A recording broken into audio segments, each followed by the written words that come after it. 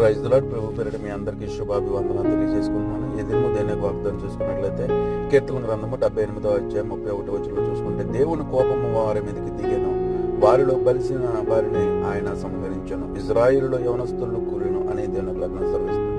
అయితే దేవుని కోపం వారి మీదకి ఎందుకు రావాల్సి వచ్చింది అంటే, మనిషి యొక్క ఆలోచన, మనిషి యొక్క ఆశ కొంత పరిమితి వరకు ఉంటుంది.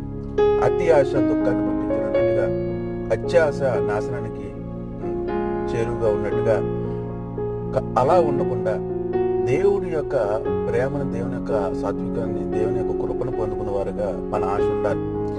మనిషి ఈ రోజు ఆశ ఎలా ఉందంటే, ఆశ ఎక్కువ పేక సన్నం అంటారు పెద్దలు. అలాంటి ఆశ కలిగి ఉన్నారు. కాబట్టి ప్రియులారా, మనం ఏదైతే దేవునికి యుక్తమైనటువంటి, దేవునికి నచ్చే విధమైనటువంటి ఆశ కోరుకుంటామో, ఆశ కలిగినటువంటి ప్రాణాన్ని దేవుడికి ప్రస్తుతం అటువంటి కృప